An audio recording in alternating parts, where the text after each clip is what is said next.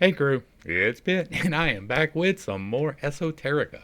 Today we're going to be diving into a brand new topic. We are going to be dealing with the teaching of Napoleon Hill. The book is, let me get the name of it. The Secret Teachings of All the Ages, I think, is what it's called. Manly Hall, The Secret Teachings of All Ages. Before we dive into it, though, we're going to lay the groundwork. We will do the preface and the introduction today. We're going to talk about Napoleon Hill and some of the things that he is accused of.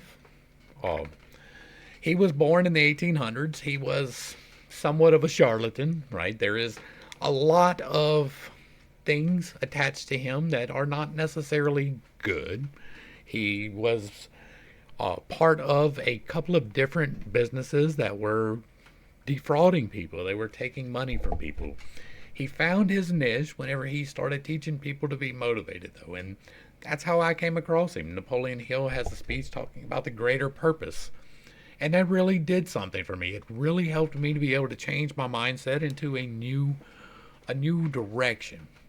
Now, I'm not going to read this entire wiki. I'm pulling it up mainly to show you that yes, I have read through it because I like to know about the people before I deal with them. We're going to be dealing with Theosophy and Madame Blavatsky, and she has some of the same kind of problems attached to her. This genre, which I am definitely joining myself to a part of, has a tendency to be full of people who are somewhat charlatans, right? They have people who have been accused of faking results. They have been accused of a variety of things, right? The thing is that they could be true, they could not be true. A lot of the things that are dealing with esoterica, they tend to discredit the people involved with it, whether or not it is uh, something that they should be censored for or shut down for. There are control systems in place to keep you from reaching your full potential, and some of those are slanderous. Now, I have zero capacity to separate what he actually did and what he was only accused of. I have zero capacity for doing the same thing for Blavatsky. It's important to know when you're going into reading any type of this type of material, the type of person that you're dealing with. And so you can take it with a grain of salt. Yes, possibly he is lying. The fruit is where you're going to find out. What what is the actual fruit from his teachings? Does it actually help you? Is it actually practicable information? All of that we will explore as we go along. I will do my best as we go along to point out what I feel is correct and what is not correct. If you are unaware of what we're doing over here, we're doing that for several different things. There are things that I have keys for. I have reached a certain level of enlightenment. I have been able to manifest things in my own life, including healing for myself. Uh, I don't claim to be able to cast a fireball. I don't claim to be able to do things that you are going to be able to measure externally. At least not yet. Hopefully, one day I will be able to do some things. That is part of the process, right? I am wanting to be able to heal other people. I am wanting to be able to do the energy manipulation outside of myself. But for right now, within me is plenty enough. I am healing myself. It is a process that is not an instantaneous here are the results. But that all started when I started learning about Napoleon Hill. The greater purpose and seizing control of your greater purpose and speaking it out loud has made a significant difference in my own life. And it is part of the reason why we talk so much about positive affirmations and speaking them aloud because it is an important part of the process. I feel like I've laid the groundwork enough right now, right? We didn't go through all of the things that he did wrong. I'm not here for that. We are here to talk about the things that may or may not be true in this book. And so now we're going to dive into the book. We're going to do the preface and the introduction today. That is probably as far as we're going to get. So it's not going to be for everybody. I lay the groundwork. If nobody ever watches it, the groundwork is there so that you can go back and watch it. I try to put it as the first video in each new section so that you can go back immediately and find out. Um, Nothing that I've done is not freely available on the internet. The links will be provided down below for this work so that you can go back and see for yourself that I am reading it truthfully, even though I am showing it to you. Don't take anything that I say for granted. Take it with a grain of salt. I am honest, right? If I can't do something, I'm going to tell you I can't. If I can, I'm going to tell you I can. But you take that with a grain of salt. Practice it yourself. Try it yourself. Work it yourself, because that is the only thing that you can actually be sure of. I can tell you something and it can be a lie, and I can be telling you I'm telling the truth. Never take anybody's work at face value. Always verify for yourself. Always do it for yourself. Let's dive into the preface. Numerous volumes have been written as commentaries upon the secret systems of philosophy existing in the ancient world, but the ageless truths of life, like many of the earth's greatest thinkers, have usually been clothed in shabby garments. The present work is an attempt to supply a tome worthy of those seers and sages whose thoughts are the substance of its pages. To bring about this coalescence of beauty and truth has proved most costly, but I believe that the result will produce an effect upon the mind of the reader which will more than justify the expenditure. Work upon the text of this volume was begun the first day of January, 1926, and has continued almost uninterruptedly for over 2 years. The greater part of the research work, however, was carried on prior to the writing of the manuscript. The collection of reference material was begun in 1921, and 3 years later, the plans for the book took definite form. For the sake of clarity, all footnotes were eliminated, the various quotations and references to other authors being embodied in the text in their logical order. The bibliography is appended primarily to assist those interested in selecting for future study the most authoritative and important items dealing with philosophy and symbolism. To make readily accessible the abstruse information contained in the book, an elaborate topical cross index is included. I make no claim for either the infallibility or the originality of any statement herein contained.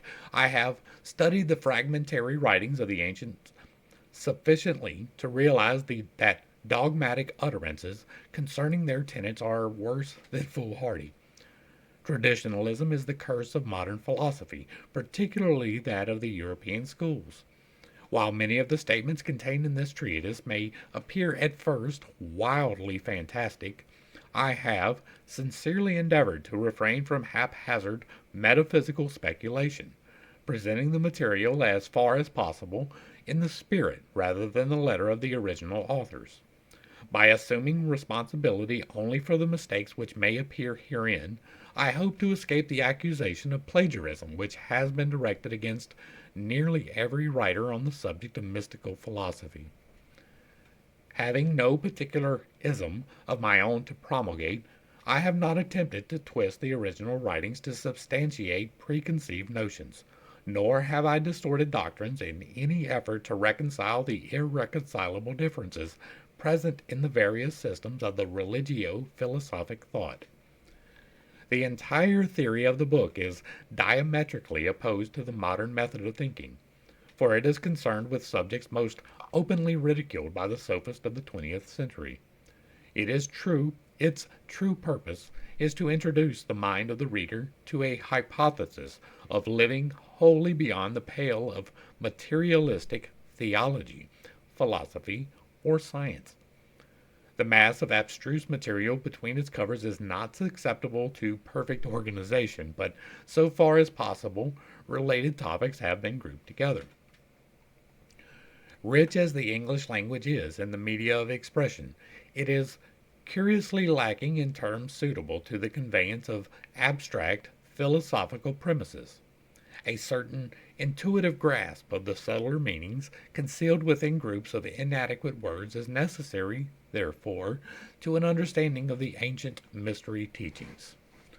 Although the majority of items in the bibliography are in my own library, I wish to acknowledge gratefully the assistance rendered by the public libraries of San Francisco and Los Angeles, the libraries of the Scottish Rite in San Francisco and Los Angeles, the libraries of the University of California in Berkeley and Los Angeles, the Mechanics Library in San Francisco, and the Crotona Theosophical Library in Ojai, California.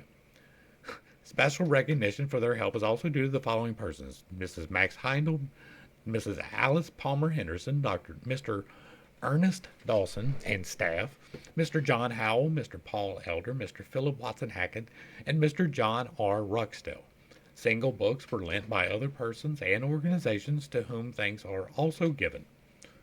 The matter of translation was the greatest single task in the research work incident to the preparation of this volume. The necessary German translations, which required nearly 3 years, were generously undertaken by Mr. Alfred Berry, who declined all remuneration for his labor.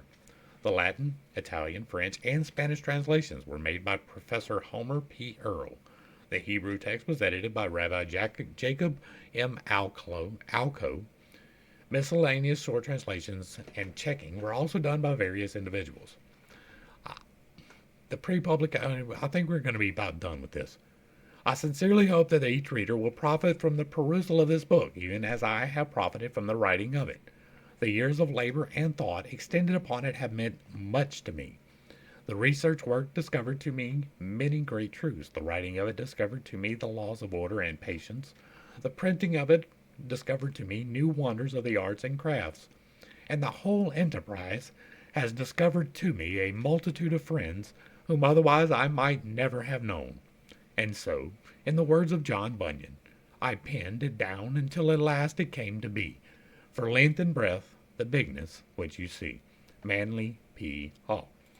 And so ends the preface, where it was mainly a large part giving credit and thanks, right? That's why we skipped some of it. I wanted to get his thoughts in there. I know it's a little bit dry to read that, but I wanted to get it in there anyway. And we're going to do the same thing for the introduction. This is not necessarily going to be one of those videos that people come back and rewatch, but it is setting the groundwork for the parts going forward. Introduction. Philosophy is the science of estimating values. The superiority of any state or substance over another is determined by philosophy, by assigning a position of primary importance to what remains when all that is secondary has been removed. Philosophy thus becomes the true index of priority or emphasis in this realm of speculative thought. The mission of philosophy a priori is to establish the relation of manifested things to their invisible ultimate cause or nature. Philosophy, writes Sir William Hamilton, has been defined as the science of things divine and human, and of the causes in which they are contained. Cicero. The science of effects by their causes. Hobbes. The science of sufficient reasons. Leibniz. The science of things possible inasmuch as they are possible. Wolff. The science of things evidently deduced from the first principles. Descartes. The science of truths, sensible and abstract. De Condillac. The application of reason to its legitimate objects. Tennemann. The science of the relations of all knowledge to the necessary ends of human reason. Kant. The science of the original form of the ego or mental self. Krug. The science of sciences. Fichte. The science of the absolute. Von Schelling. The science of the absolute indifference of the ideal and real. Von Schelling. Or the identity of identity and non-identity. Hegel. See lectures on metaphysics and logic. The 6 headings under which the disciplines of philosophy are commonly classified are metaphysics, which deals with such abstract subjects as cosmology, theology, and the nature of being. Logic, which deals with the laws governing rational thinking, or, as it has been called, the doctrine of fallacies. Ethics, which is the science of morality, individual responsibility, and character, concerned chiefly with the effort to determine the nature of good. Psychology, which is devoted to the investigation and classification of those forms of phenomenon referred to as a mental origin. Epistemology, which is the science concerned primarily with the nature of knowledge itself and the question of whether it may exist in an absolute form. And aesthetics, which is the science of the nature and the reactions awakened by the beautiful, the harmonious, the elegant, and the noble. Plato regarded philosophy as the greatest good ever imparted by divinity to man. I have playlists where we talk about that. In the 20th century, however, it has become a ponderous and complicated structure of arbitrary and irreconcilable notions, yet each substantiated by almost incontestable logic. The lofty theorems of the old academy, which Iamblichus likened to the nectar and ambrosia of the gods, has been so adulterated by opinion, which Heraclitus declared to be a falling sickness of the mind, that the heavenly mead would now be quite unrecognizable to this great Platonist. Convincing evidence of the increasing superficiality of modern scientific and philosophic thought is its persistent drift towards materialism. When the great astronomer Laplace was asked by Napoleon why he had not mentioned God in his Traité de la Mécanique Céleste, the mathematician naively replied, "Sire, I had no need for that hypothesis." In his treatise on atheism, Sir Francis Bacon tersely summarized the situation thus: "A little philosophy inclineth the man's mind to atheism, but depth in philosophy bringeth men's minds about to religion." The Metaphysics of Aristotle opens with these words: "All men naturally desire to know." To satisfy this common urge, the unfolding human intellect has explored the extremities of imaginable space without and the extremities of imaginable self within, seeking to estimate the relationship between the one and the all, the effect and the cause, nature and the groundwork of nature, the mind and the source of the mind, the spirit and the substance of the spirit, the illusion and the reality. An ancient philosopher once said, "He who has not even the knowledge of common things is a brute among men. He who has an accurate knowledge of human concerns alone is a man among brutes. But he who knows all that can be known by intellectual energy is a god among men." Man's status in the natural world is determined, therefore, by the quality of his thinking. He whose mind is enslaved to his bestial instincts is philosophically not superior to the brute. He whose rational faculties ponder human affairs is a man, and he whose intellect is elevated to the consideration of divine realities is already a demigod, for his being partakes of the luminosity with which his reason has brought him into proximity. In his Economum of the Science of the Sciences, Cicero is led to exclaim, "O philosophy, life's guide, O searcher out of virtue and expeller of vices, what could we, in every age of men, have been without thee? Thou hast produced cities, thou hast called men scattered about into the social enjoyment of life." In this age, the word philosophy has little meaning unless accompanied by some other qualifying term. The body of philosophy has been broken up into numerous isms, more or less antagonistic, which have become so concerned with the effort to disprove each other's fallacies that the sublimer issues of divine order and human destiny have suffered deplorable neglect. The ideal function of philosophy is to serve as the stabilizing influence in human thought. By virtue of its intrinsic nature, it should prevent man from ever establishing unreasonable codes of life.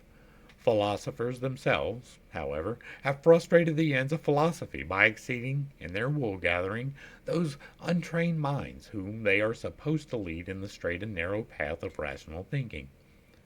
To list and classify any but the more important of the now recognized schools of philosophy is beyond the space limitations of this volume. The vast area of speculation covered by philosophy will be appreciated best after a brief consideration of a few of the outstanding systems of philosophic discipline which have swayed the world of thought during the last 26 centuries. The Greek school of philosophy had its inception with the 7 immortalized thinkers upon whom was first conferred the appellation of Sophos, the wise. According to Diogenes Laertius, these were Thales, Solon, Chelon, Pittacus, Bias, Cleobulus, and Periander. Water was conceived by Thales to be the primal principle, or element, upon which the earth floated like a ship, and earthquakes were the result of disturbances in this universal sea. Since Thales was an Ionian, the school perpetuating his tenets became known as the Ionic.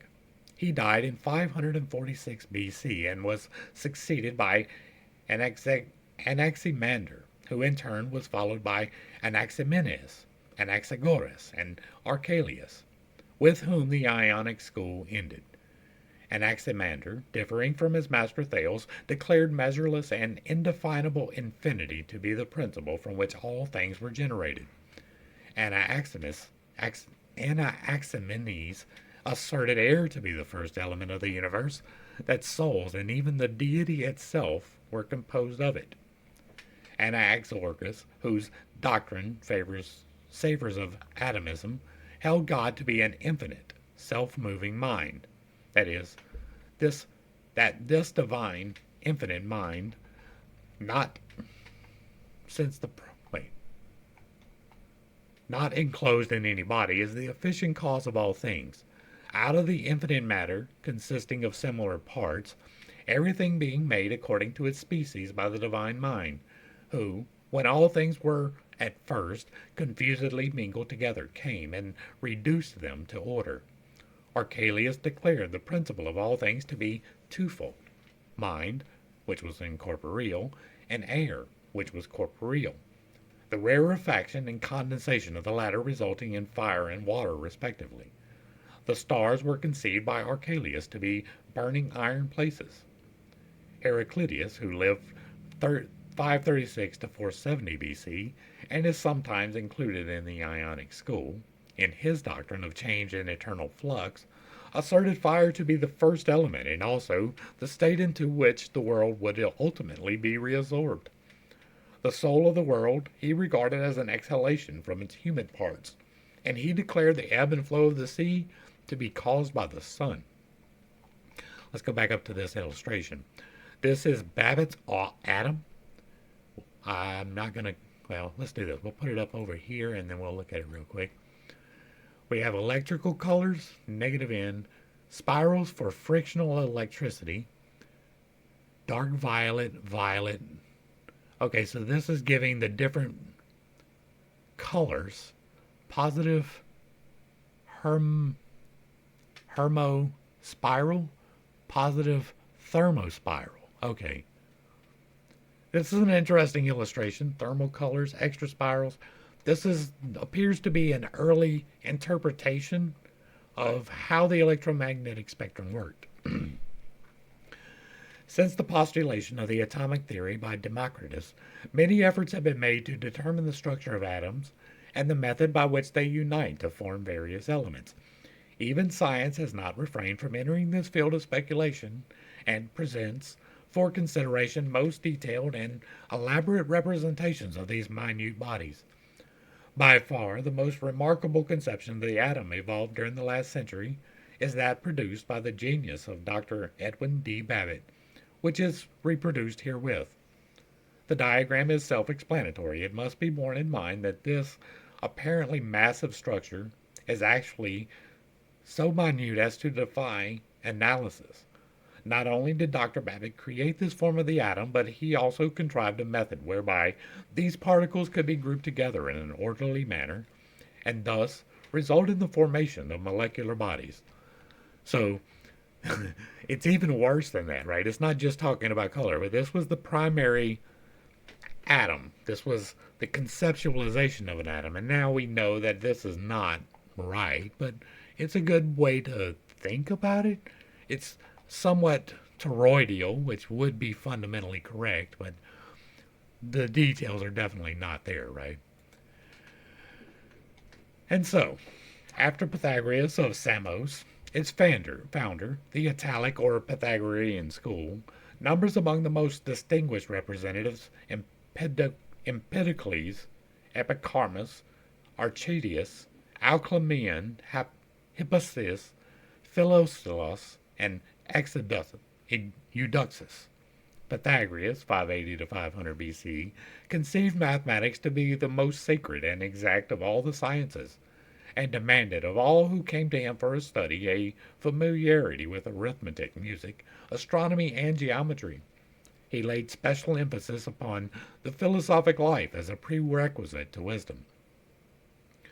Pythagoras was one of the first teachers to establish a community wherein all of the members were of mutual assistance to one another in the common attainment of the higher sciences. He also introduced the discipline of retrospection as essential to the development of the spiritual mind. Pythagoreanism may be summarized as a system of metaphysical speculation concerning the relationship between numbers and the causal agencies of existence. This school also first expounded the theory of celestial harmonics, or the music of the spheres. John Reuchlin said of Pythagoras that he taught nothing to his disciples before the discipline of silence, silence being the first rudiment of contemplation. In his Sophist, Aristotle credits Empedocles with the discovery of rhetoric. Both Pythagoras and Empedocles accepted the theory of transmigration, the latter saying, "A boy I was, then did a maid become. A plant, bird, fish, and in the vast sea swum." Archytas is credited with the invention of the screw and crane. Pleasure he declared to be a pestilence because it was opposed to the temperance of mind. He considered a man without deceit to be as rare as a fish without bones. The Eleatic sect was founded by Xenophanes, 570 to 480 BC, who was conspicuous for his attacks upon the cosmologic and theogonic fables of Homer and Hesiod. Xenophanes declared that God was one and incorporeal in substance and figure round, and in no way resembling man, that he is all sight and all hearing, but breathes not, that he is all things, the mind and wisdom, not generate, but external, impassible, immutable, and rational. Xenophanes believed that all existing things were eternal, that the world was without beginning or end, and that everything which was generated was subject to corruption. He lived to great age and is said to have buried his sons with his own hands. Parmenides studied under Xenophanes, but never entirely subscribed to his doctrines. Parmenides declared the senses to be uncertain, and reason to be the only criterion for truth. He first asserted the earth to be round, and also divided its surface into zones of heat and cold. Melissus, who is included in the Eleatic school, held many opinions in common with Parmenides. He declared the universe to be immovable because, occupying all space, there was no place to which it could be moved. He further rejected the theory of vacuum in space. Zeno of Elea also maintained that a vacuum could not exist. Rejecting the theory of motion, he asserted that there was but one God, who was an eternal, ungenerated being. Like Xenophanes, he conceived deity to be spherical in shape. Leucippus held the universe to consist of two parts, one full and the other a vacuum. From the infinite, a host of minute fragmentary bodies descended into the vacuum, where, through continual agitation, they organized themselves into spheres of substance. The great Democritus, to a certain degree, enlarged upon the atomic theory of Leucippus. Democritus declared the principles of all things to be twofold, atoms and vacuum. Both, he asserted, are infinite, atoms in number, vacuums in magnitude. Thus, all bodies must be composed of atoms or vacuum. Atoms possess two properties, forms and size, both characterized by infinite variety. The soul Democritus also conceived to be atomic in structure and subject to dissolution with the body. The mind he believed to be composed of spiritual atoms. Aristotle intimates that Democritus obtained his atomic theory from the Pythagorean doctrine of the monad. Among the Eleatics are also included Protagoras and Anaxarchus. Socrates, 469 to 399, we've done a lot of his works, the founder of the Socratic sect, being fundamentally a skeptic, did not force his opinions upon others, but through the medium of questionings caused each man to give expression to his own philosophy. According to Plutarch, Socrates conceived every place as appropriate for reaching in that whole world was a school of virtue. He held that the soul existed before the body, and prior to the immersion therein was endowed with all knowledge, that when the soul entered into the material form it became stupefied, but that by discourses upon sensible objects it was caused to reawaken and recover its original knowledge. On these premises was based his attempt to stimulate the soul power through irony and inductive reasoning. It has been said of Socrates that the sole subject of his philosophy was man. He himself declared philosophy to be the way of true happiness, and his purpose twofold: to contemplate God and to abstract the soul from corporeal sense. The principles of all things he conceived to be three in number: God, matter, and ideas. Of God he said, "What he is I know not, and what he is not I know. What he is not I know." Matter he defined as the subject of generation and corruption, idea as an incorruptible substance, the intellect of God. Wisdom he considered the sum of the virtues. Among the prominent members of the Socratic sect were Xenophon, Aeschines, Crito, Simon, Glaucus, Simmias, and Cebes. Professor Zeller, the great authority on ancient philosophies, has recently declared the writings of Xenophon relating to Socrates to be forgeries. When the Clouds of Aristophanes, a comedy written to ridicule the theories of Socrates, was first presented, the great skeptic himself attended the play. During the performance, which caricatured him seated in a basket high in the air, studying the sun, Socrates rose calmly in his seat, the better to enable the Athenian spectators to compare his own unprepossessing features with the grotesque mask worn by the actor impersonating him. The Elean sect was founded by Phaedo of Elis, a youth of noble family who was brought from slavery at the instigation of Socrates, and who became his devoted disciple. Plato so highly admired Phaedo's mentality that he named one of the most famous of his discourses the Phaedo. Phaedo was succeeded in his school by Plisthenes, who in turn was followed by Menedemus. Of the doctrines of the Elean sect little is known. Menedemus is presumed to have been inclined towards the teaching of Stilpo and the Megarian sect. When Menedemus's opinions were demanded, he answered that he was free, thus intimating that most men were enslaved to their opinions. Menedemus was apparently of a somewhat belligerent temperament and often returned from his lectures in a badly bruised condition. The most famous of his propositions is stated thus: "That which is not the same is different from that with which it is not the same." This point being admitted, Menedemus continued, "To benefit is not the same as good, therefore good does not benefit." After the time of Menedemus, the Elean sect became known as the Eritrean. Its exponents denounced all negative propositions and all complex and abstruse theories, declaring that only affirmative and simple doctrines could be true.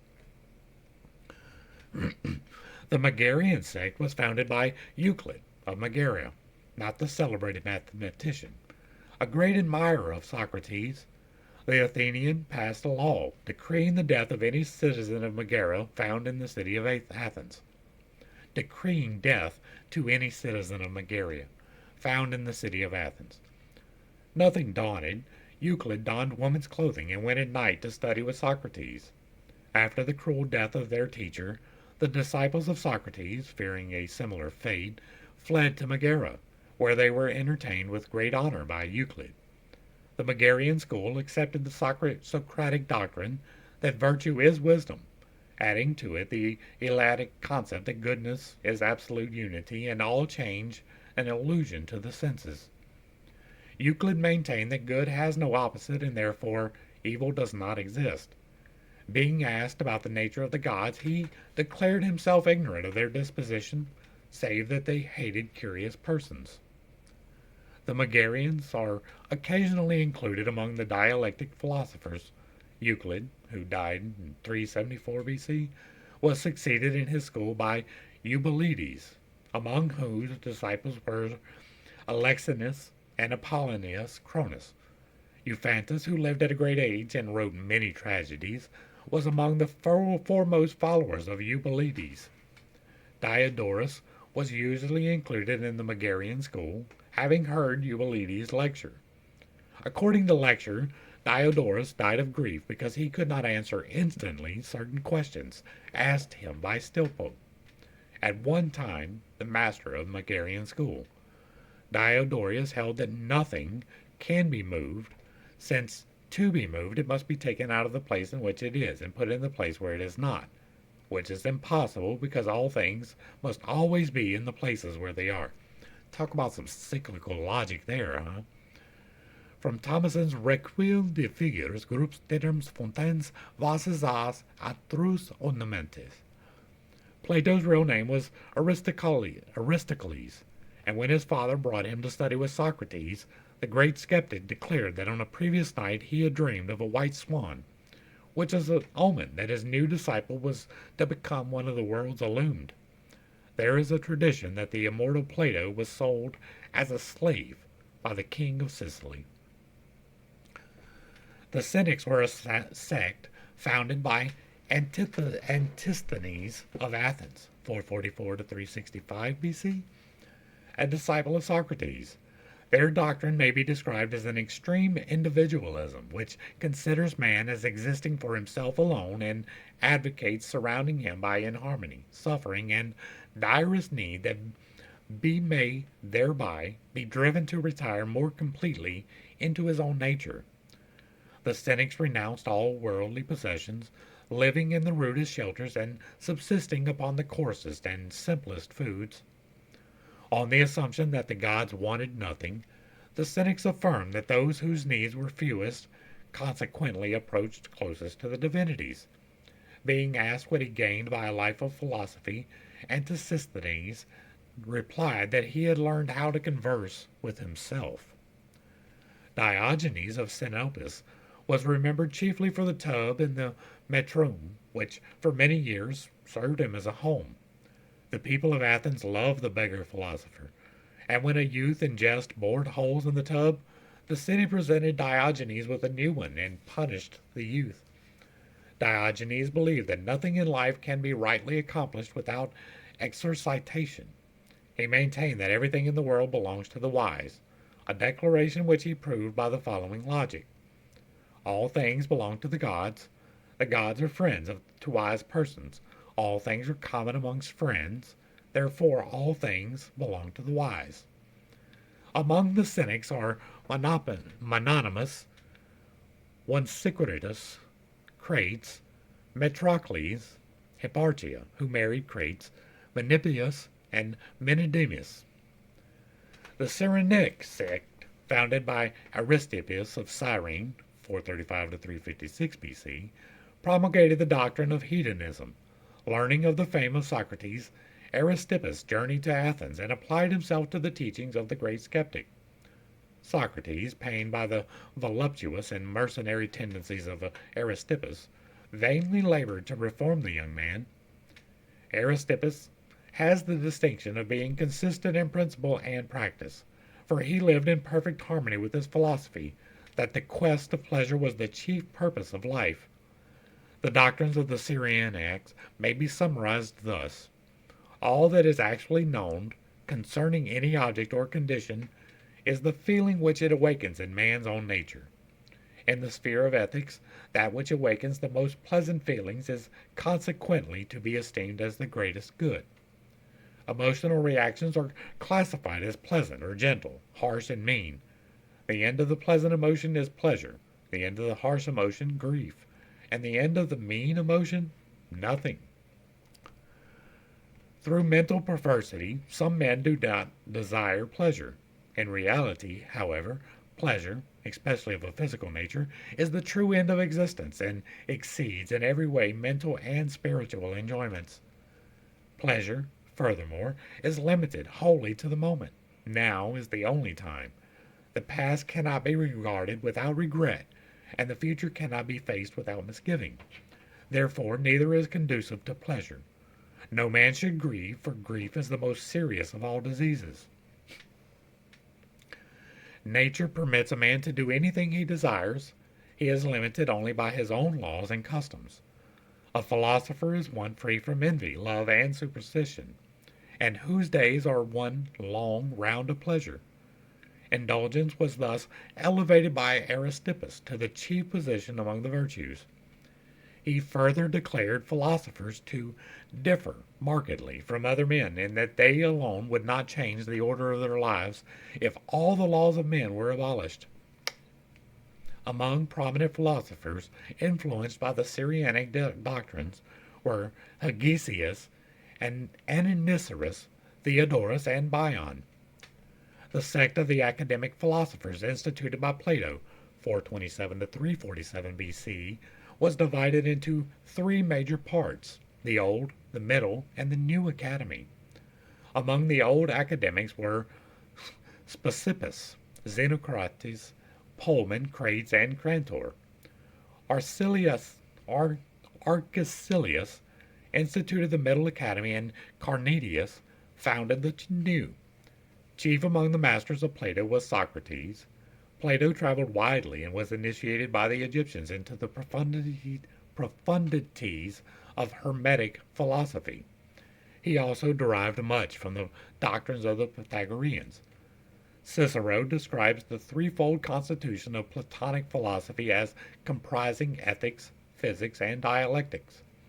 Plato defined good as threefold in character: good in the soul, expressed through the virtues; good in the body, expressed through the symmetry and endurance of the parts; and good in the external world, expressed through social position and companionship. In the book of Speusippus on Platonic definitions, the great Platonist thus defines God: a being that lives immortally by means of himself alone, sufficing for his own blessedness, the eternal essence, cause of his own goodness. According to Plato, the One is the term most suitable for defining the Absolute, since the whole precedes the parts and diversity is dependent upon unity, but unity not on diversity. The One, moreover, is before being, for to be is an attribute or condition of the One. Platonic philosophy is based upon the postulation of three orders of being: that which moves unmoved, that which is self-moved, and that which is moved. That which is immovable but moves is anterior to that which is self-moved, which likewise is anterior to that which moves. That in which motion is inherent cannot be separated from its motive power. It is, therefore, incapable of dissolution. Of such nature are the immortals. That which has motion imparted to it from another can be separated from the source of its animating principle. It is, therefore, subject to dissolution. Of such nature are mortal beings. Superior to both the mortals and the immortals is that condition which continually moves, yet itself is unmoved. To this constitution of the power of abidance is inherent. It is, therefore, the divine permanence upon which all things are established. Being nobler even than self-motion, the unmoved mover is the first of all dignities. The Platonic discipline was founded upon the theory that learning is really reminiscence, or the bringing into objectivity the knowledge formerly acquired by the soul in a previous state of existence. At the entrance of the Platonic school and the academy were written the words, "Let none ignorant of geometry enter here." After the death of Plato, his disciples separated into two groups. One, the academics, continued to meet in the academy where he once had presided. The other, the Peripatetics, removed to the Lyceum under the leadership of Aristotle, 384 to 322 BC. Plato recognized Aristotle as his greatest disciple, and according to Philoponus, referred to him as the mind of the school. If Aristotle were absent from the lectures, Plato would say, "The intellect is not here." Of the prodigious genius of Aristotle, Thomas Taylor writes in his introduction to the Metaphysics, when we consider that he was not only well acquainted with every science, as his works were as his works abundantly evince, but that he wrote on almost every subject which is comprehended in the circle of human knowledge, and this with matchless accuracy and skill, which we know not which to admire most, the penetration or extent of his mind. And we have another image here, looks like 3D, right? From Kircher's Ars Magnus Sciendi, The Problem of Diversity. In the above diagram, Kircher arranges 18 objects in 2 vertical columns, and then determines the number of arrangements in which they can be combined. By the same method, Kircher further estimates that 50 objects arranged in this really long number combinations. From this, it will be evident that infinite diversity is possible, for the countless parts of the universe may be related to each other in an incalculable number of ways, and through the various combinations of these limitless subdivisions of being, infinite individuality and infinite variety must inevitably result.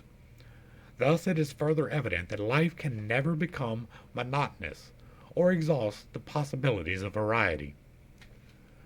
Of the philosophy of Aristotle, the same author says, the end of Aristotle's moral philosophy is perfection through the virtues, and the end of his contemplative philosophy a union with the one principle of all things.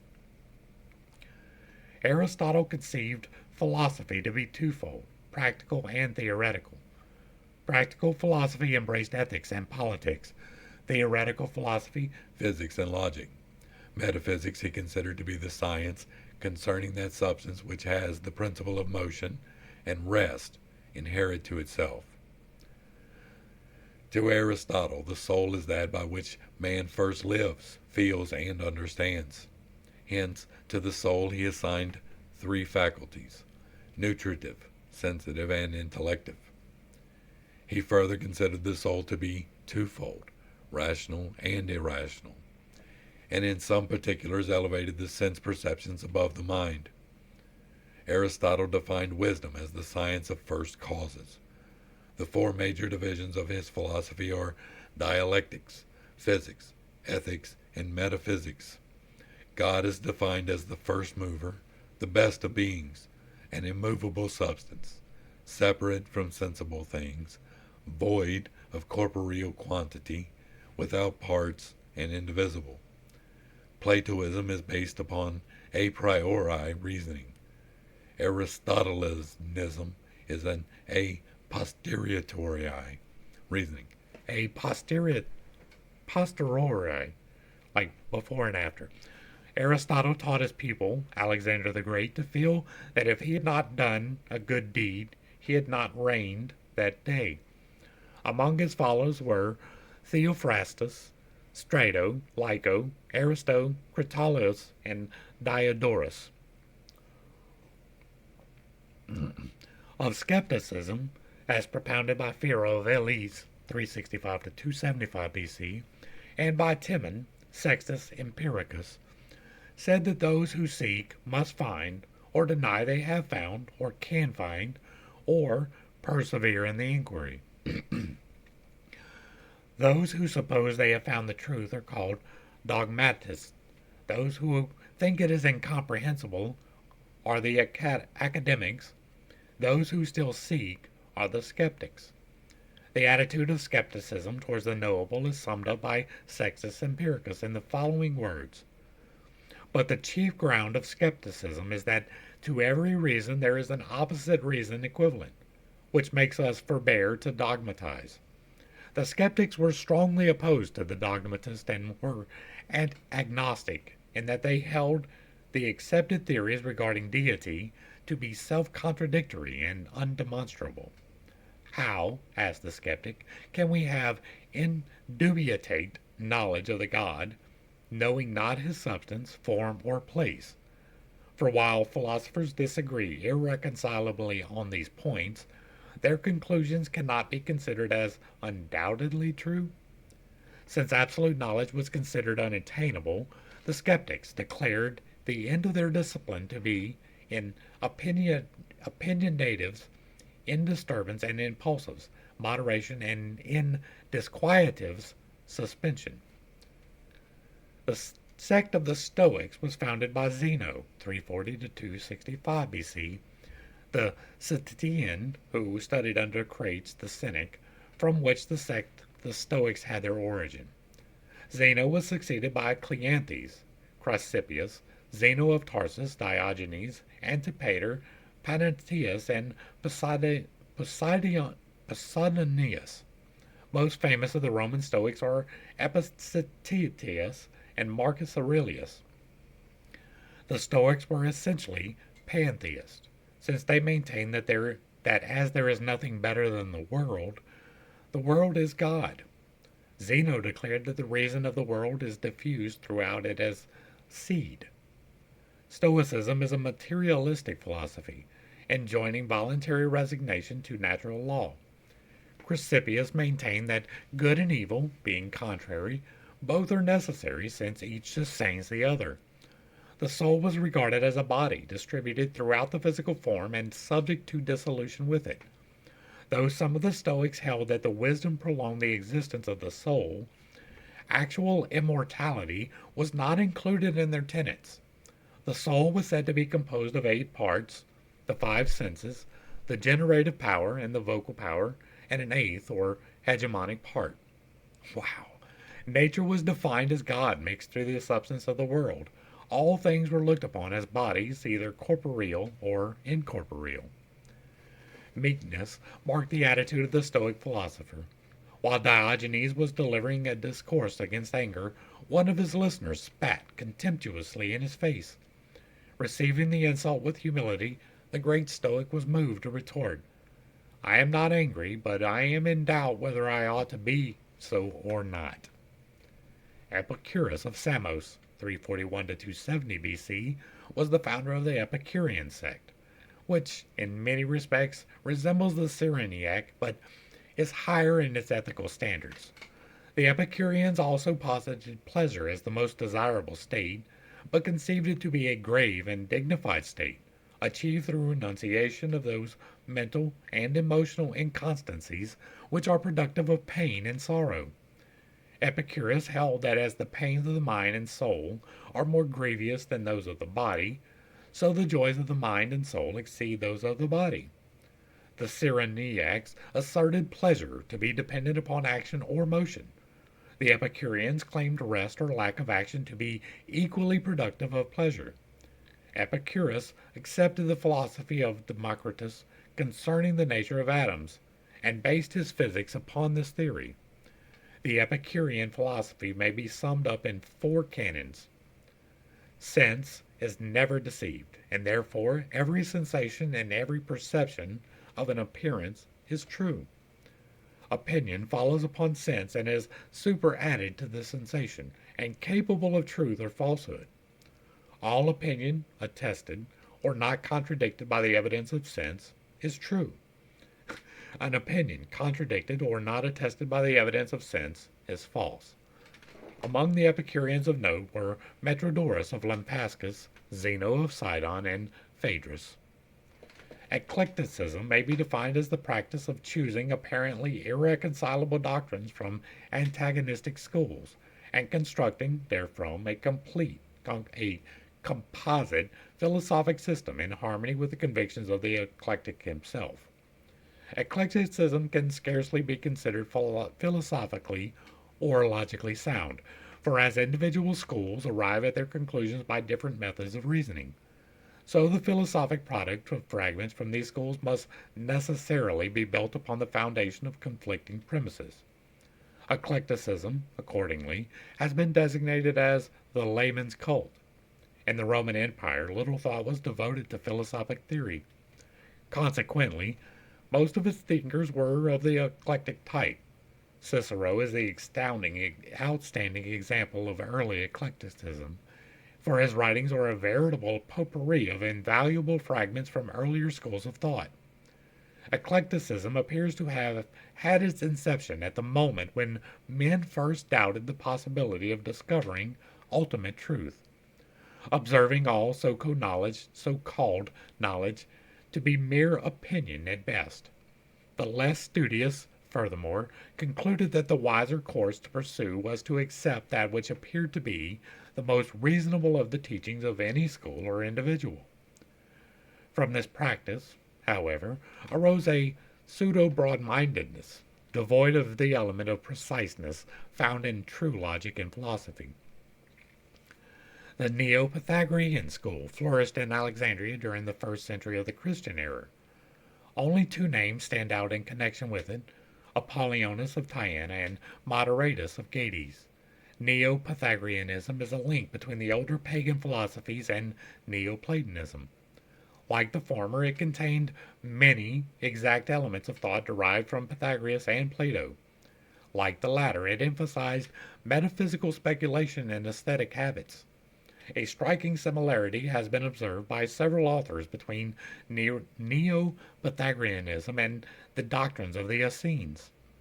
Special emphasis was laid upon the mystery of numbers, and it is possible that the Neo-Pythagoreans had a far wider knowledge of the true teachings of Pythagoras than is available today. Even in the first century, Pythagoras was regarded more as a god than a man, and the revival of his philosophy was resorted to apparently in the hope that his name would stimulate interest in the deeper systems of learning. But Greek philosophy has passed the zenith of its splendor. The mass of humanity was awakening to the importance of physical life and physical phenomena.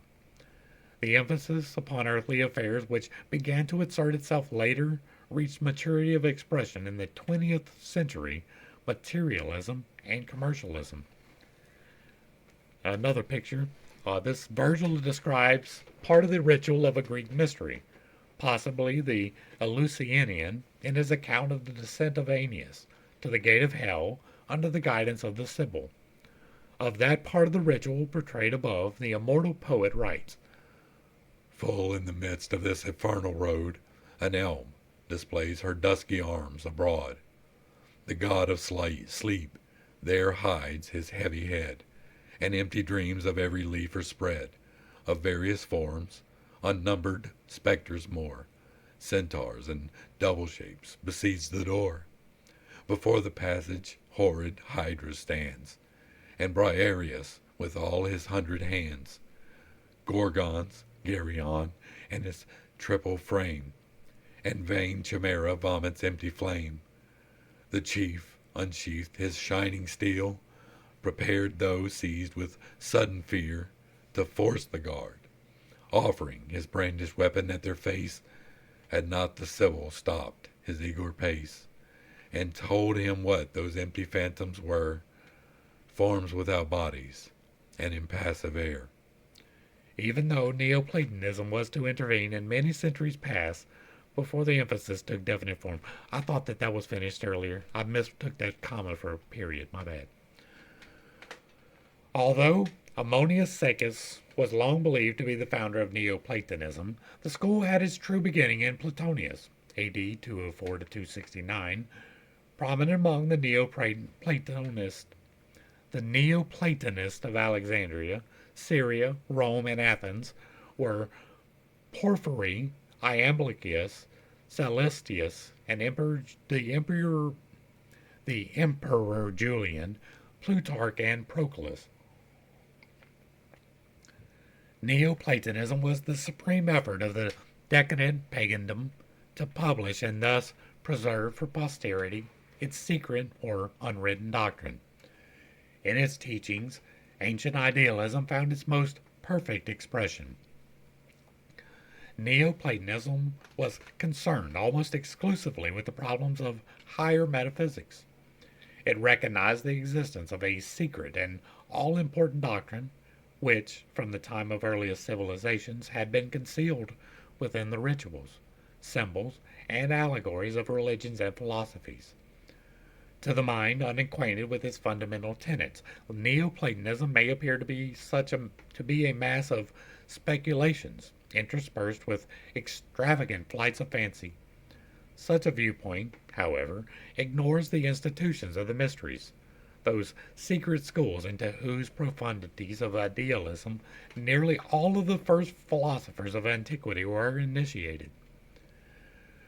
When the physical body of pagan thought collapsed, an attempt was made to resurrect the form by instilling new life into it by the unveiling of its mystical truths.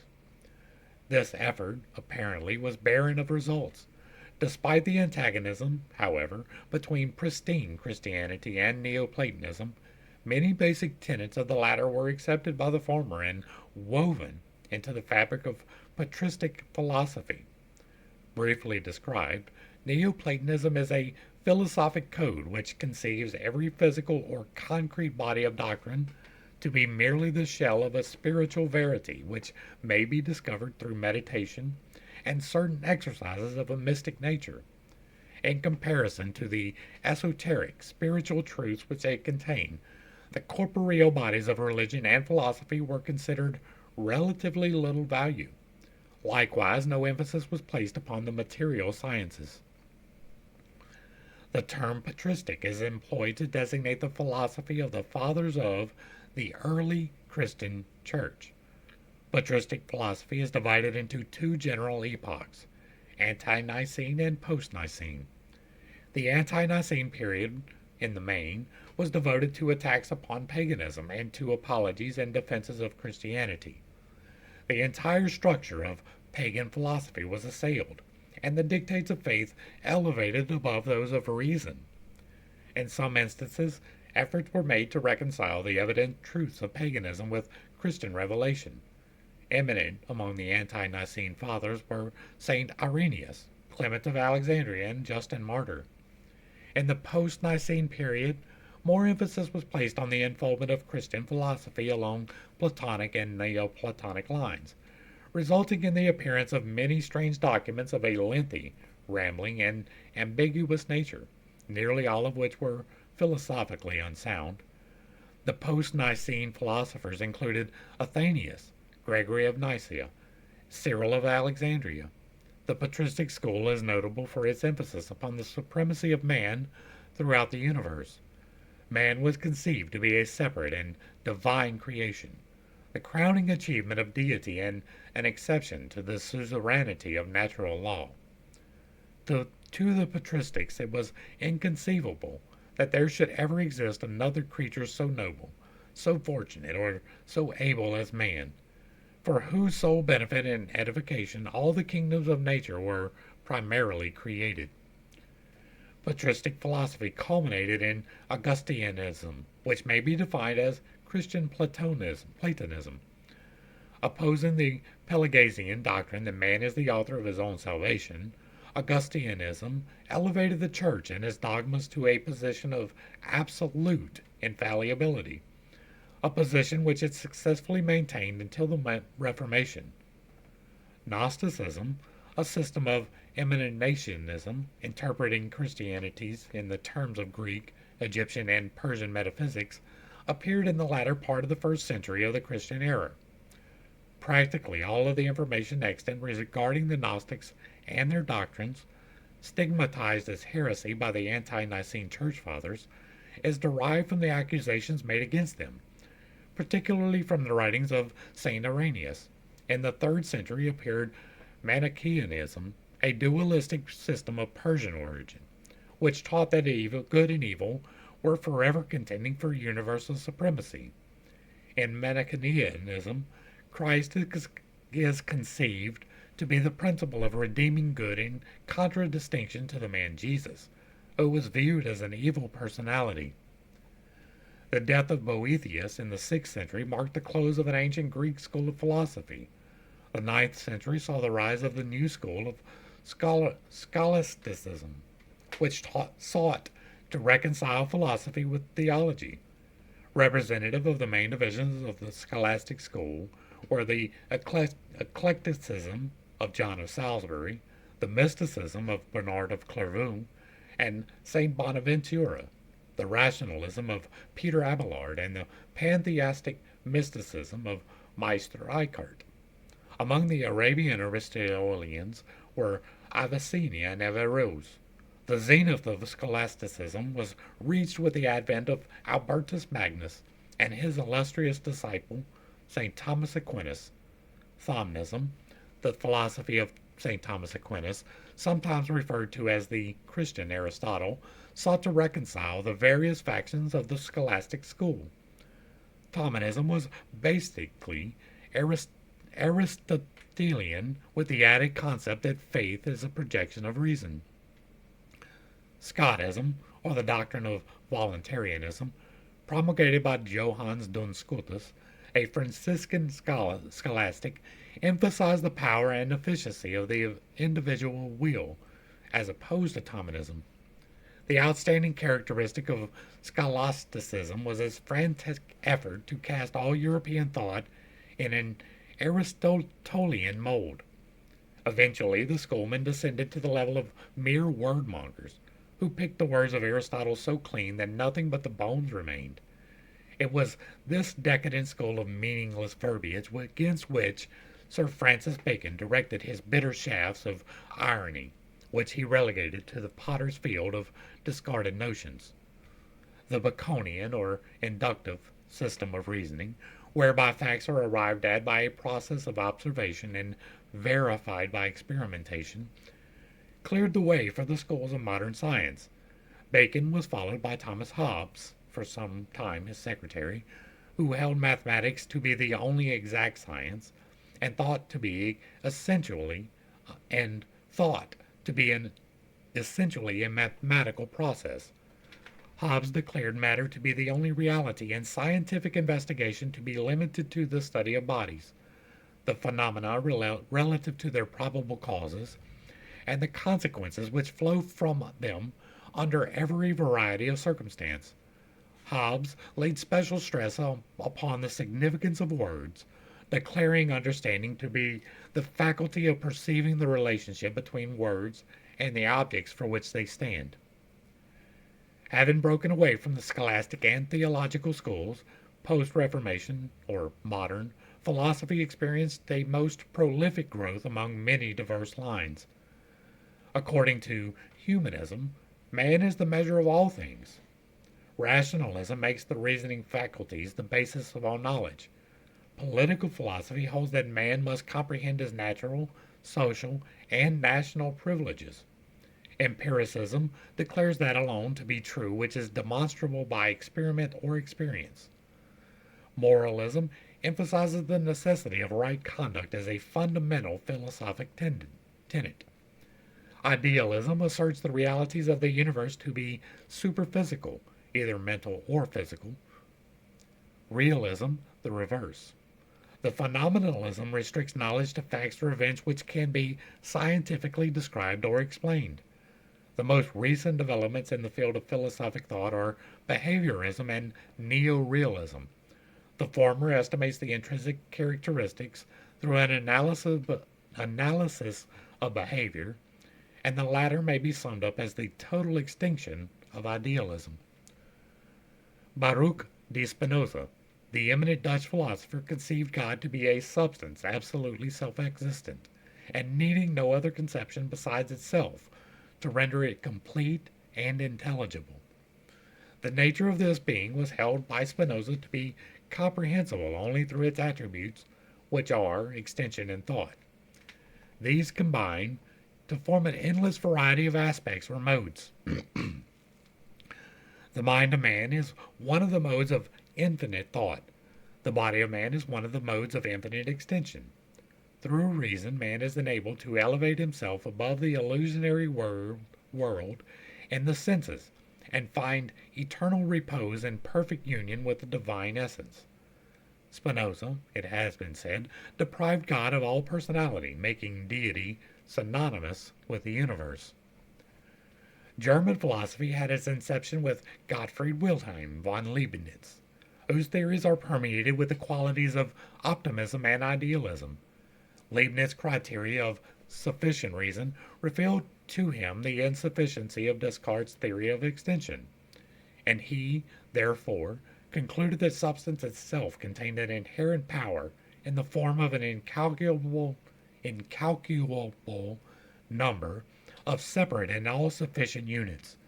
Matter, reduced to its ultimate particles, ceases to exist as a substantial body, being resolved into a mass of immaterial ideas and metaphysical units of power, to which Leibniz applied the term monad.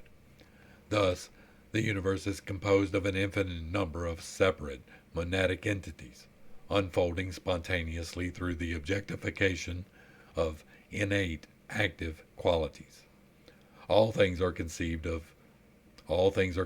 as consisting of single monads of varying magnitudes, or of aggregations of these bodies, which may exist as physical, emotional, mental, or spiritual substances. God is the first and greatest monad. The spirit of man is an awakened monad, in contradistinction to the lower kingdoms, whose governing monadic powers are in a semi-dormant state. Though a product of the Leibnizian Wolffian school, Immanuel Kant, like Locke, dedicated himself to investigation of the powers and limits of human understanding. The result was his critical philosophy, embracing the critique of pure reason, the critique of practical reason, and the critique of judgment. Dr. W. J. Durant summons up Kant's philosophy in the concise statement that he rescued mind from matter. The mind Kant conceived to be the selector and coordinator of all perceptions, which, in turn, are the result of sensations, grouping themselves about some external object. In the classification of sensations and ideas, the mind employs certain categories of sense, time and space, of understanding, quality, relation, modality, and causation, and the unity of apperception. Being subject to mathematical laws, time and space are considered absolute and sufficient basis for exact thinking. Kant's practical reason declared that while the nature of noumenon could never be comprehended by the reason, the fact of morality proves the existence of three necessary postulates: free will, immortality, and God. In the critique of judgment, Kant demonstrates the union of the noumenon and the phenomenon in art and biological evolution. German superintellectualism is the outgrowth of an overemphasis on Kant's theory of the autocratic supremacy of the mind over sensation and thought. The philosophy of Johann Gottlieb Fichte was a projection of Kant's philosophy, wherein he attempted to unite Kant's practical reason with his pure reason. Fichte held that the known is merely the contents of the consciousness of the knower, and that nothing can exist to the knower until it becomes part of those contents. Nothing is actually real, therefore, except the facts of one's own mental experience. Recognizing the necessity of certain objective realities, Friedrich Wilhelm Joseph von Schelling, who succeeded Fichte in the chair of philosophy at Jena, first employed the doctrine of identity as the groundwork for a complete system of philosophy. Whereas Fichte regarded self as the absolute, von Schelling conceived infinite and eternal mind to be the all-pervading cause. Realization of the absolute is made possible by the intellectual intuition which, being a superior or spiritual sense, is able to disassociate itself from both subject and object. Kant's categories of space and time von Schelling conceived to be positive and negative respectively, and material existence the result of the reciprocal action of these two expressions. Von Schelling also held that the absolute, in its process of self-development, proceeds according to a law or rhythm consisting of three movements. The first, a reflective movement, is the attempt of the infinite to embody itself in the infinite. The second, that of subsumption, is the attempt of the absolute to return to the infinite after involvement in the finite. And the third, that of reason, is the neutral point wherein the two former movements are blended. George Wilhelm Friedrich Hegel considered the intellectual intuition of von Schelling to be philosophically unsound, and hence turned his attention to the establishment of a system of philosophy based upon pure logic. Of Hegel it has been said that he began with nothing and showed with logical precision how everything had proceeded from it in logical order. Hegel elevated logic to a position of supreme importance, in fact, as a quality of the absolute itself. God he conceived to be a process of unfolding which never attains to the condition of unfoldment. In like manner, thought is without either beginning or end. Hegel further believed that all things owe their existence to their opposites, and that all opposites are actually identical. Thus, the only existence is the relationship of opposites to each other, through whose combinations new elements are produced. As the divine mind is an internal process of thought never accomplished, Hegel assails the very foundation of theism, and his philosophy limits immortality to the ever-flowing deity alone. Evolution is consequently the never-ending flow of divine consciousness out of itself. All creation, though continually moving, never arrives at any state other than that of ceaseless flow. Johann Friedrich Herbart's philosophy was a realistic reaction from the idealism of Fichte and von Schelling. To Herbart, the true basis of philosophy was the great mass of phenomena continually moving through the human mind. Examination of the phenomena, however, demonstrates that a great part of it is unreal, at least incapable of supplying the mind with actual truth. To correct the false impressions caused by phenomena and discover reality, Herbart believed it necessary to resolve phenomena into separate elements, for reality exists in the element and not in the whole. He stated that objects can be classified by three general terms: thing, matter, and mind. The first a unit of several properties, the second an existing object, and the third a self-conscious being. All three notions give rise, however, to certain contradictions, with whose solution Herbart is primarily concerned. For example, consider matter. Though capable of filling space, if reduced to its ultimate state, it consists of incomprehensibly minute units of divine energy, occupying no physical space whatsoever. The true subject of author Schopenhauer's philosophy is the will. The object of his philosophy is the elevation of the mind to the point where it is capable of controlling the will. Schopenhauer likens the will to a strong, blind man who carries on his shoulders the intellect, which is a weak, lame man possessing the power of sight. The will is the tireless cause of manifestation, in every part of nature the product of will.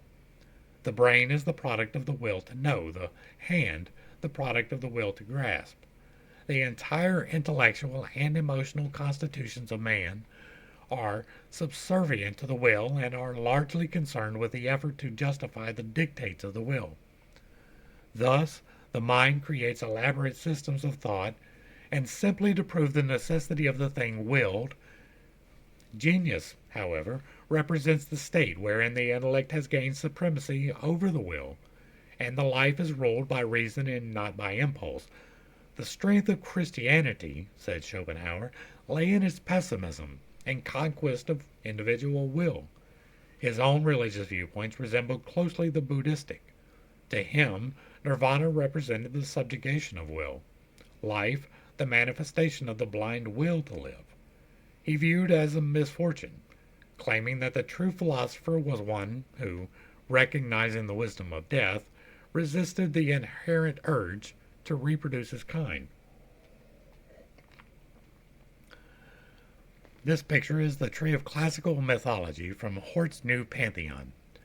Before a proper appreciation of a deeper scientific aspect of Greek mythology is possible, it is necessary to organize the Greek pantheon and arrange its gods, goddesses, and various superhuman hierarchies into concatenated order.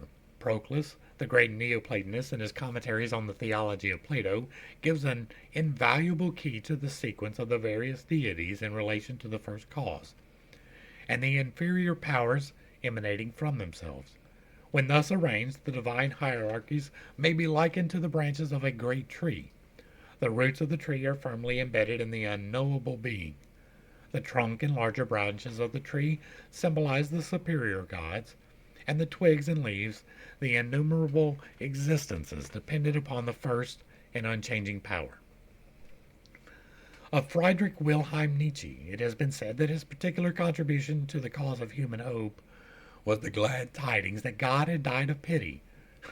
The outstanding features of Nietzsche's philosophy are his doctrine of eternal recurrence and the extreme emphasis placed by him upon the will to power, a projection of Schopenhauer's will to live. Nietzsche believed the purpose of existence to be the production of a type of all-powerful individual, designated by him the Superman. This Superman was the product of careful culturing, for if not separated forcibly from the mass and consecrated to the production of power, the individual would sink back to the level of deadly mediocre. Love, Nietzsche said, should be sacrificed to the production of the Superman, and those only should marry who are best fitted to produce this outstanding type. Nietzsche also believed in the rule of the aristocracy, both blood and breeding being essential to the establishment of this superior type. Nietzsche's doctrine did not liberate the masses, it rather placed over them supermen, for whom their inferior brothers and sisters should be perfectly reconciled to die. Ethically and politically, the Superman was a law unto himself. To those who understand the true meaning of power to be a virtue, self-control and truth, the ideality behind Nietzsche's theory is apparent. To the superficial, however, it is a philosophy heartless and calculating, concerned solely with the survival of the fittest. Of the other German schools of philosophic thought, limitations of space preclude detailed mention. The more recent developments of the German school are Freudism and relativism, often called Einstein theory. The former is a system of psychoanalysis through psychopathetic and neurological phenomena. The latter attacks the accuracy of mechanical principles dependent upon the present theory of velocity. René Descartes stands at the head of the French school of philosophy and shares with Sir Francis Bacon the honor of founding the systems of modern science and philosophy. As Bacon based his conclusions upon observation of external things, so Descartes founded his metaphysical philosophy upon observation of internal things. Cartesianism, the philosophy of Descartes, first eliminates all things and then replaces as fundamental those premises without which existence is impossible. Descartes defined an idea as that which fills the mind when we conceive a thing. The truth of an idea must be determined by the criteria of clarity and distinctness. Hence, Descartes held that a clear and distinct idea must be true. Descartes had the distinction of also evolving his own philosophy without recourse to authority. Consequently, his conclusions are built from the simplest of premises and grow in complexity as the structure of his philosophy takes form. The positive philosophy of Auguste Comte is based upon the theory that the human intellect develops through three stages of thought. The first and lowest stage is theological, the second metaphysical, and the third and highest positive.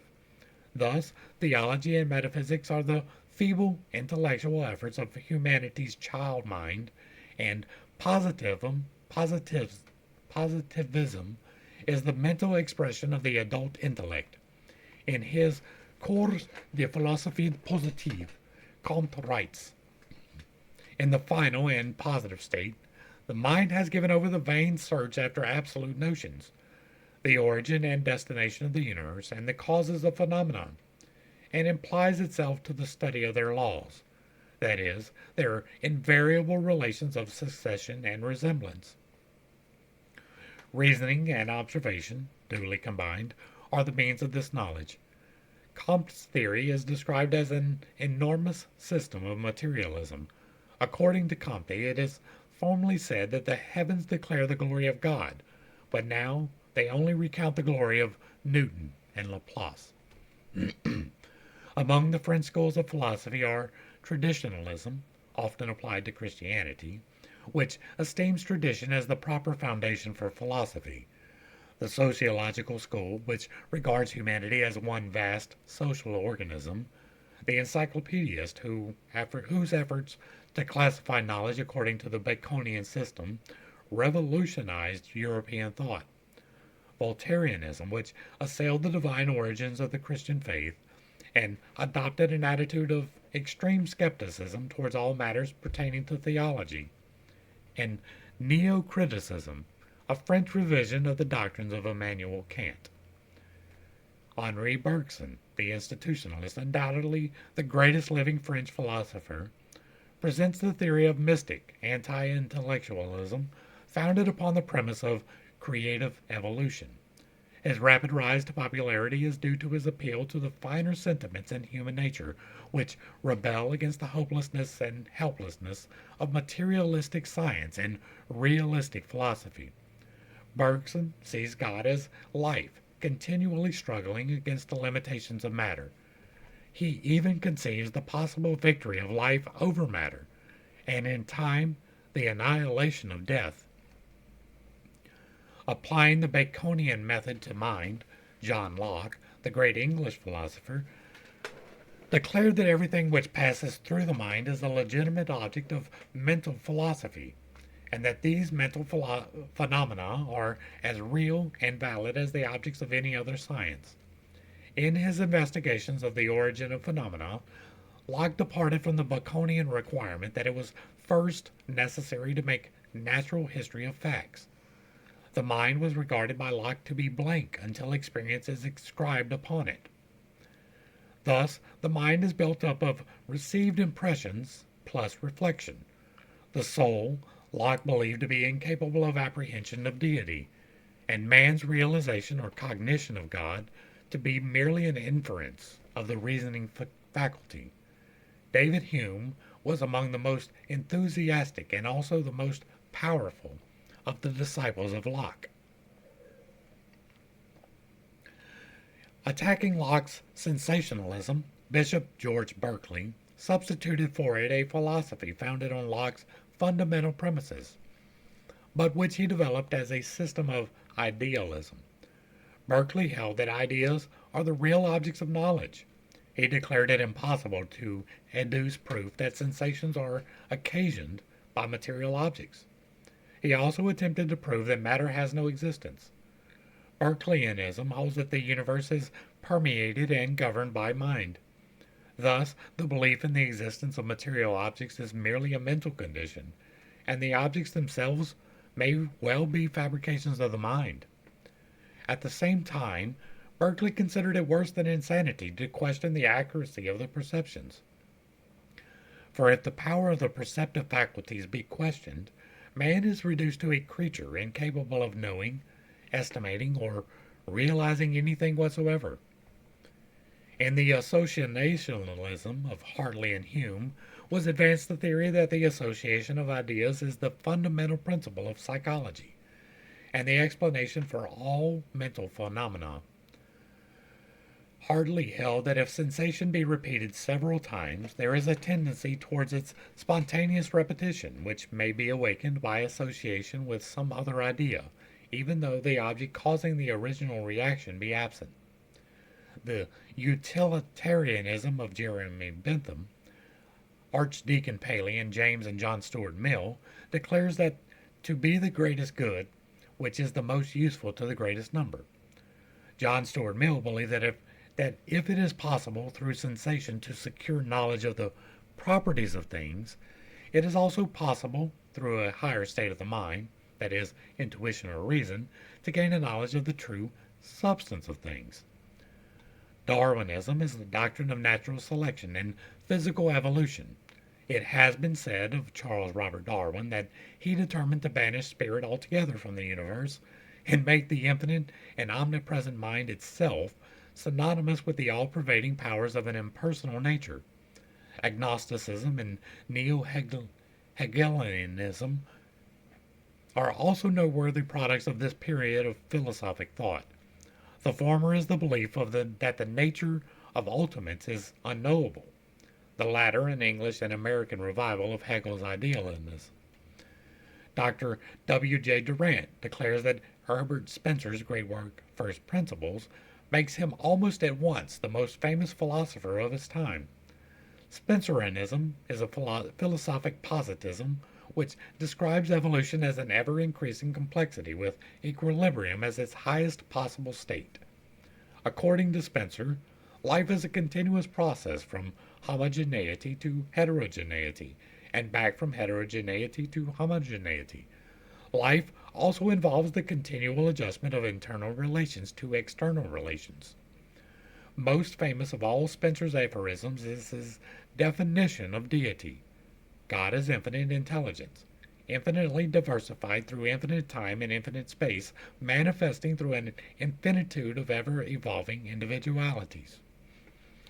The universality of the law of evolution was emphasized by Spencer, who applied it not only to the form but also to the intelligence behind the form.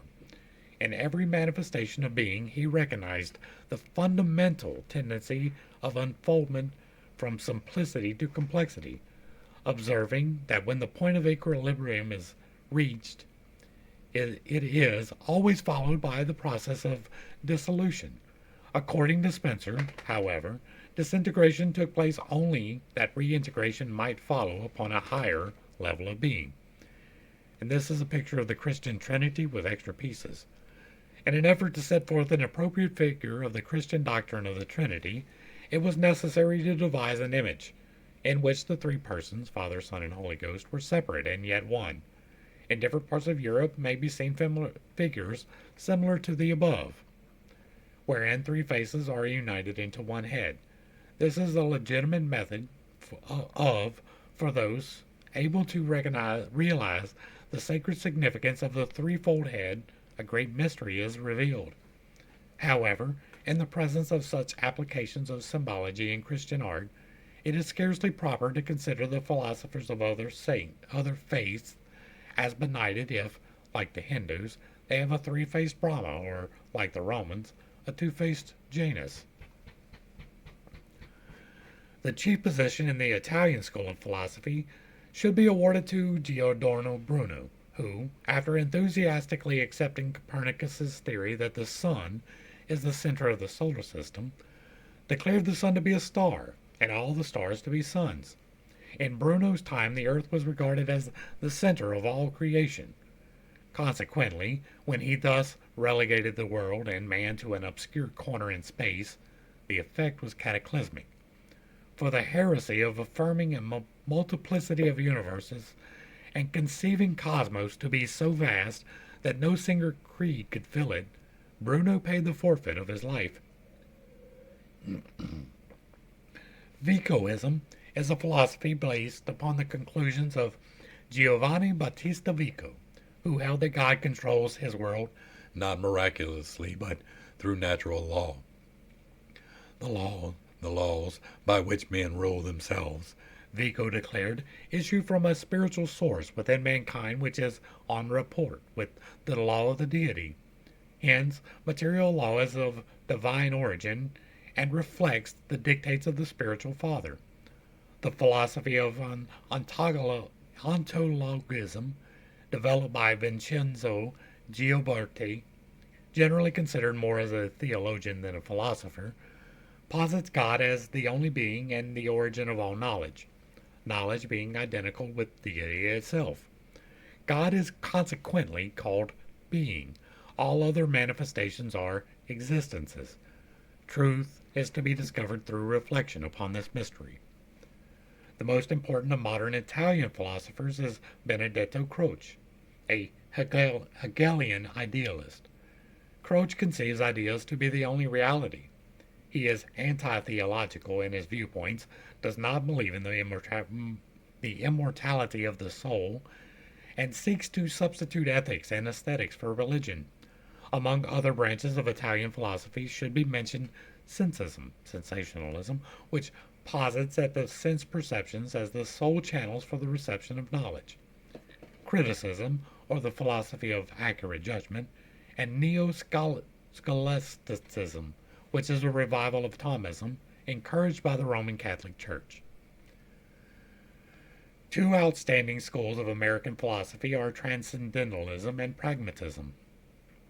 Transcendentalism, exemplified in the writings of Ralph Waldo Emerson, emphasizes the power of the transcendental over the physical. Many of Emerson's writings show pronounced Oriental influence, particularly his essays on the Oversoul and the law of compensation. The theory of pragmatism, while not original with Professor William James, owes its widespread popularity as a philosophical tenet to his efforts. Pragmatism may be defined as the doctrine that the meaning and nature of things are to be discovered from consideration of their consequences. The true, according to James, is only an expedient in the way of our thinking, just as the right is only an expedient in the way of our behaving. See his pragmatism. John Dewey, the instrumentalist, who applies the experimental attitude to all of the aims of life, should be considered a commentator of James. To Dewey, growth and change are limitless and no ultimates are postulated. The long residence in America of George Santayana warrants the listing of this great Spaniard among the ranks of American philosophers. Defending himself with the shield of skepticism alike from the illusions of the senses and the cumulative errors of the ages, Santayana seeks to lead mankind into a more apprehending state, dominated by him, the life of reason. Denominated. In addition to the authorities already quoted, in the preparation of the foregoing abstract of the main branches of philosophic thought, the present writer has had recourse to Stanley's History of Philosophy, Morel's An Historical and Critical View of the Speculative Philosophy of Europe in the 19th Century, Singer's Modern Thinkers and Present Problems, Rand's Modern Classical Philosopher, Weindelbrand's History of the Philosophy, Perry's Present Philosophical Tendencies, Hamilton's Lectures on Metaphysics and Logic, and Durand's The Story of Philosophy. Having thus traced the more or less sequential development of philosophic speculation from Thales to James and Bergson, it is now in order to direct the reader's attention to the elements leading to and the circumstances attendant upon the genesis of philosophic thinking. Although the Hellenes proved themselves peculiarly responsive to the disciplines of philosophy, this science of sciences should not be considered indigenous to them. Although some of the Grecians, writes Thomas Stanley, have challenged to their nation the original of philosophy, yet the more learned of them have acknowledged it to be derived from the East. The magnificent institutions of Hindu, Chaldean, and Egyptian learning must be recognized as the actual source of Greek wisdom. The last was patterned after the shadow cast by the sanctuaries of Elora, and Memphis upon the thought substance of a primitive people. Thales, Pythagoras, and Plato in their philosophic wanderings contacted many distant cults and brought back the lore of Egypt and the inscrutable Orient. From indisputable facts such as these, it is evident that philosophy emerged from the religious mysteries of antiquity, not being separated from religion until after the decay of the mysteries. Hence, he who would fathom the depths of philosophic thought must familiarize himself with the teachings of those initiated priests, designated as the first custodians of divine revelation. The mysteries claim to be the guardians of a transcendental knowledge, so profound as to be incomprehensible save to the most exalted intellect, and so potent as to be revealed with safety only to those in whom personal ambition was dead, and who had consecrated their lives to the unselfish service of humanity. Both the dignity of these sacred institutions and the validity of their claim to the possession of universal wisdom are attested by the most illustrious philosophers of antiquity, who were themselves initiated into the profundities of the secret doctrine, and who bore witness to its efficacy. The question may legitimately be propounded: if these ancient mystical institutions were of such great pith and moment, why is so little information now available concerning them, and the arcana they claim to possess? The answer is simple enough. The mysteries were secret societies, binding their initiates into inviolable secrecy, and avenging with death the betrayal of their sacred trusts. Although these schools were the true inspiration of the various doctrines promulgated by the ancient philosophers, the fountainhead of those doctrines was never revealed to the profane. Furthermore, in the lapse of time, the teachings became so inextricably linked with their names of their disseminators that the actual but recondite source, the mysteries, came to be wholly ignored. Symbolism is the language of the mysteries. In fact, it is the language not only of mysticism and philosophy, but of all nature. For every law and power active in universal procedure is manifested to the limited sense perceptions of man through the medium of symbol. Every form existing in the diversified sphere of being is symbolic of the divine activity by which it is produced. By symbols, men have ever sought to communicate to each other those thoughts which transcend the limitations of language. Rejecting man-conceived dialects as inadequate and unworthy to perpetuate divine ideas. The mysteries thus chose symbolism as a far more ingenious and ideal method of preserving their transcendental knowledge. In a single figure, a symbol may both reveal and conceal. For to the wise, the subject of the symbol is obvious, while to the ignorant, the figure remains inscrutable. Hence, he who seeks to unveil the secret doctrine of antiquity must search for that doctrine not upon the open pages of books, which might fall into the hands of the unworthy, but in the place where it was originally concealed. Far-sighted were the initiates of antiquity. They realized that nations come and go, that empires rise and fall, and that the golden ages of art, science, and idealism are succeeded by the dark ages of superstition. With the needs of posterity foremost in mind, the sages of old went to inconceivable extremes to make certain that their knowledge should be preserved. They engraved it upon the face of mountains, and concealed it within the measurements of colossal images, each of which was a geometric marvel. Their knowledge of chemistry and mathematics they hid within mythologies, which the ignorant would not perpetuate, or in the spans and arches of their temples, which time has not entirely obliterated. They wrote in characters that neither the vandalism of men nor the ruthlessness of the elements could completely efface. Today, men gaze with awe and reverence upon the mighty Memnons standing alone upon the sands of Egypt, or upon the strange, terraced pyramids of plank. Mute testimonies these are of the lost arts and sciences of antiquity, and concealed this wisdom must remain until this race has learned to read the universal language, symbolism. The book, to which this is the introduction, is dedicated to the proposition that concealed within the emblematic figures, allegories, and rituals of the ancient is a secret doctrine concerning the inner mysteries of life, which doctrine has been preserved in toto among a small band of initiated minds since the beginning of the world. Departing, these illumined philosophers left their formulae that others, too, might attain to understanding. But, lest these secret processes fall into uncultured hands and be perverted, the great arcanum was always concealed in symbol or allegory, and those who can today discover its lost keys may open with them a treasure house of philosophic, scientific, and religious truths. And the last part, the Orphic egg. The ancient symbol of the Orphic mysteries was the serpent-entwined egg, which signified cosmos as encircled by the fiery creative spirit. The egg also represents the soul of the philosopher, the serpent, the mysteries.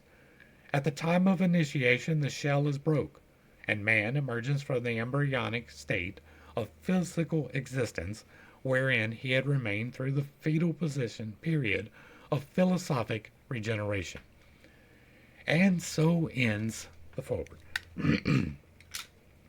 I didn't interrupt that and talk, right? We didn't get into great discussion about this because we will be getting into great discussion going forward. This was exceedingly long. I try to keep them about an hour, but we will be doing one chapter per section if it's not really short, right? They have some really short ones, but For the most part, this will be one section per. We will be discussing in great detail as we go along. Hopefully, my voice holds out this well. The fact that I have been able to talk this long, uninterrupted, is amazing in and of itself. It is one of the signs of the manifestation that I am doing within myself. And I really do appreciate it if you have made it this far. If you like what I'm doing here, let me know down below. If you got something else you would like to see, let me know down below. Give me a like, share, and sub. Throw me a comment if you agree or disagree. If you keep it civil, it gets to stay up. If you really like what I'm doing, hit me with that super thanks. To the crew, thanks for hanging out. I appreciate every single minute that you are here with me, and I am praying for you every single day. Until next time, I love you. God loves you. You are perfect, whole, and complete, just the way that you are. And this has been Pitt's Take. Peace.